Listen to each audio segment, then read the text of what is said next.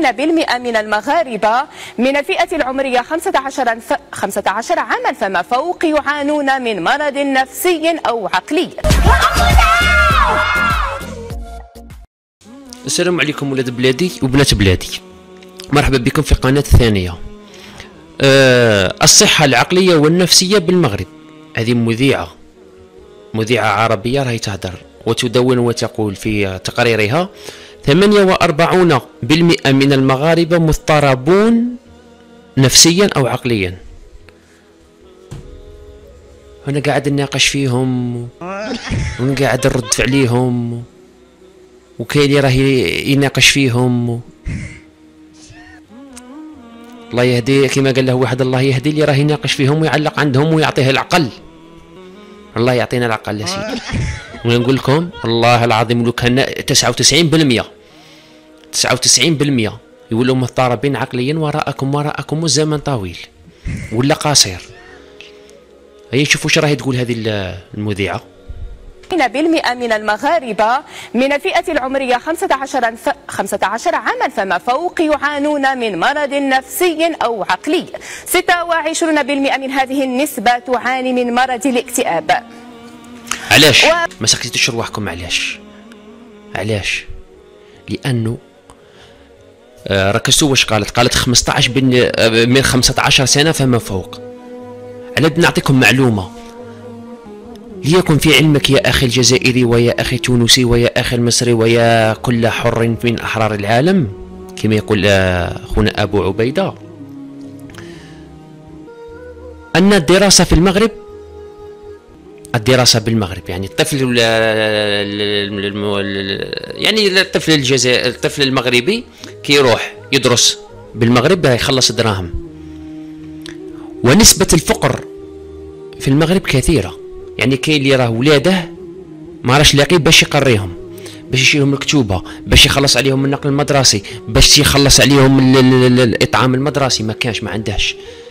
فيلجأ اغلبيه المغاربه الى واش؟ الى عدم تسجيل ابنائهم في الدراسه، عكس الجزائر واش كتفرض على المواطن الجزائري؟ تفرض عليه فرضا التعليم الاجباري في الجزائر.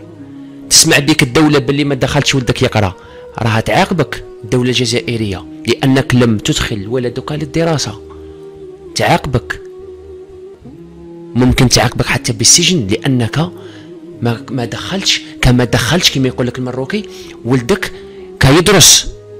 هذه من عهد الزعيم الراحل هواري بومدين. ها علاش قالت أغلبيتهم 15 فما فوق 15 سنة. انعدام الدراسة في المغرب. في تقرير له حول الصحة العقلية وحقوق الإنسان، لاحظ المجلس الوطني لحقوق الإنسان تقادم نص القانون المتعلق بالمرض العقلي وعدم ملائمة البنيات الموجودة وسوء الخدمات الطبية وغير الطبية المقدمة لمستعملي الطب النفسي وشروط الحياة التي يخضعون لها أثناء الاستشفاء. سوء الصحة، ركزتوا معايا، سوء الصحة كيخلصوا عليها هما ثم في المغرب، يخلصوا عليها الفلوس وكيواجهوا سوء الصحة وانعدام الصحة وسوء الرعاية الصحية، عكس الجزائر كل شيء فابور في المستشفيات الجزائرية. وكيخرج المواطن الجزائري كيسب الحكومة ديالو، يسبها موفرت له كلش فابور وكيسبها، يقول لك الجزائر ما موفرت ليش، كان موفرت له الدراسه والاطعام المجاني والنقل المدرسي، وكيخرج الاب بعض الاباء اللي الله يهديهم كيسبوا الجزائر، يقولوا لها ما عطيتيناش حقنا، كتعطيهم المنحه الدراسيه ما عطيتيناش الاطعام المجاني، ويزيد يقول لك ما راش ولدي ياكل مزيان في الجزائر، خلوا البير بغطاه. راك تسمع يا المروكي، في الجزائر كامل هذا الشيء فابور وما كيعجبش بعض الجزائريين. كما سجل المجلس غياب الأدوية الأكثر فعالية وعدم كفاية الاهتمام بالأطفال واليافعين والمسنين، إلى جانب الخصاص الحاد في عدد الأطباء والممرضين وعدم كفاية برامج التكوين والتكوين المستمر وغياب التخصصات الضرورية في مجال الطب النفسي. ارتفاع أسعار الأدوية. الجزائر الأدوية مجانا بطاقة الشفاء، بطاقة الضمان الاجتماعي مجانا فابور. وإذا خلص كتخلص نسبة مئوية، يعني 5% ولا 10%. إذا جاتك 100 درهم مثلا كتخلص 10 درهم والباقي تتكفل به الحكومة الجزائرية. وإذا راني نكذب يا ولاد بلادي في التعليقات قولوا لي علوش راك تكذب.